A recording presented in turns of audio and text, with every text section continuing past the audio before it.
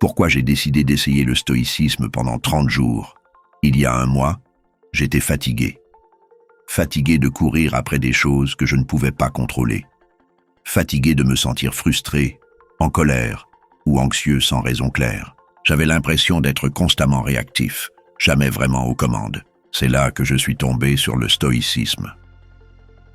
Le stoïcisme, c'est cette ancienne philosophie romaine dont on entend souvent parler à travers des noms comme Marc Aurèle, Épictète ou Sénèque.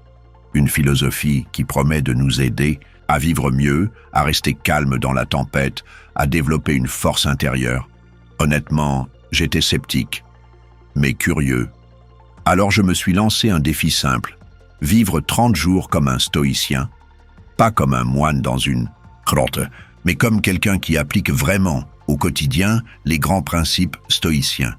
Et dès les premiers jours, quelque chose a changé.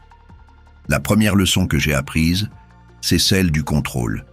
Les stoïciens répètent sans cesse: il y a des choses que tu peux contrôler et d'autres que tu ne peux pas. C'est tout, accepte-le. Et concentre-toi uniquement sur ce qui dépend de toi. J'ai commencé à observer mes pensées, mes réactions, mes habitudes. Quand je m'énervais à cause d'un embouteillage, je me rappelais: je ne contrôle pas le trafic, je contrôle seulement ma réaction. Quand quelqu'un m'envoyait un message désagréable, je prenais une respiration. Je n'ai aucun pouvoir sur ces mots, mais j'ai tout le pouvoir sur ma réponse. Et ça, déjà, c'est libérateur. Pendant ces premiers jours, j'ai aussi appris à m'asseoir avec mes émotions, à ne plus les fuir. Le stoïcisme ne nie pas la douleur, il dit simplement: regarde-la en face. Ce n'est qu'une sensation, ce n'est pas ce que tu es. Chaque matin, je lisais quelques lignes de Marc Aurèle ou d'Épictète. Parfois, c'était brutal, mais c'était toujours vrai. Il ne cherche pas à te rassurer, il te secoue. Il te montre que tu peux vivre avec moins de peur, moins de colère, moins de besoin de contrôle. Mais il faut pratiquer. J'ai aussi commencé un journal. Tous les soirs, j'écrivais ce que j'avais fait, ce que j'aurais pu mieux faire, et comment j'avais appliqué les principes stoïciens.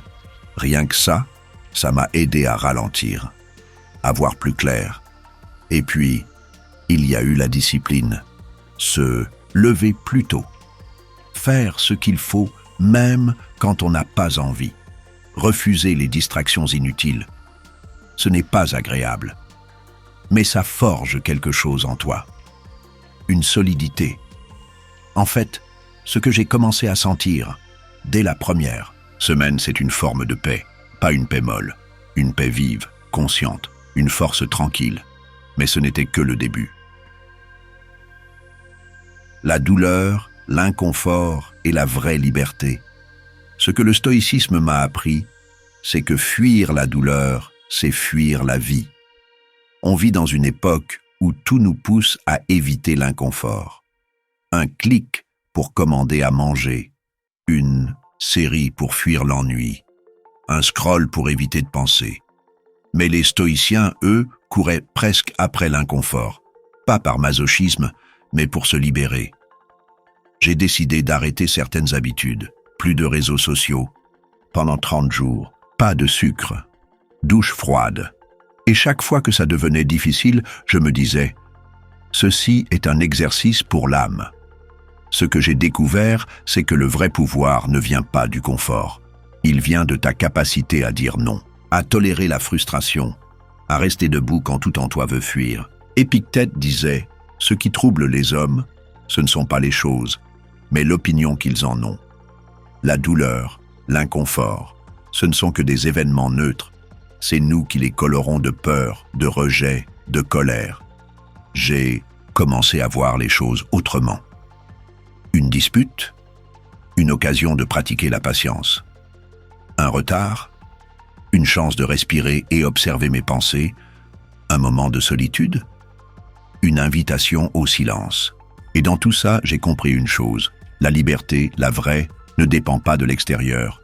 Elle naît à l'intérieur, quand tu n'es plus l'esclave de tes envies, de tes peurs, de tes impulsions. Le stoïcisme m'a appris à aimer l'effort, à chercher la clarté plutôt que le confort, à préférer l'endurance à la facilité, et ce changement-là, il te transforme. Lentement, mais profondément. La suite arrive dans les chapitres 3 à 5. Souhaites-tu que je continue avec les 3 chapitres suivants maintenant? L'échec, la peur et la sagesse du stoïcien. Il y a quelque chose que je redoutais plus que tout avant cette expérience. L'échec. Jusqu'ici, je vivais avec une pression constante. Il fallait réussir, être à la hauteur, ne pas se tromper. Et chaque petite erreur devenait une montagne. Chaque critique, une blessure.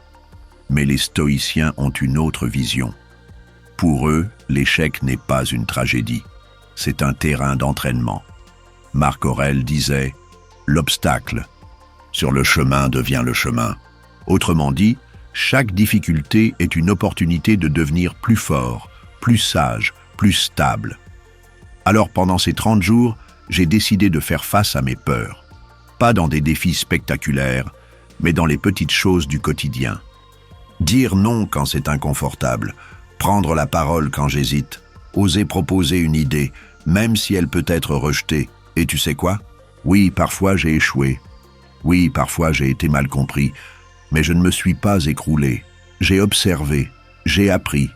Et surtout, j'ai arrêté de croire que mon identité dépendait du regard des autres.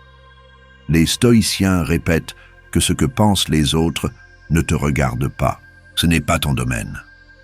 Ce que tu peux contrôler, c'est ton intention, ton honnêteté, ta cohérence. Rien de plus. Alors j'ai appris à me détacher. Pas à devenir froid, mais à devenir stable. C'est étrange, mais en acceptant l'échec, j'ai commencé à réussir davantage. Parce que j'étais plus libre, plus audacieux, moins attaché aux résultats, plus concentré sur l'action juste. Et au passage, j'ai commencé à mieux comprendre ce qu'est le courage. Le courage, ce n'est pas l'absence de peur, c'est d'avancer malgré la peur. C'est de garder la tête froide quand tout vacille. C'est de rester fidèle à tes principes, même quand c'est dur. Pendant ces 30 jours, j'ai vu que l'échec n'est pas l'ennemi. L'ennemi, c'est la peur de l'échec. Et le stoïcisme, lui, t'apprend à regarder cette peur en face et à marcher quand même. La maîtrise de soi, ce muscle oublié. S'il y a bien une chose que le stoïcisme m'a appris à entraîner, c'est la maîtrise de soi.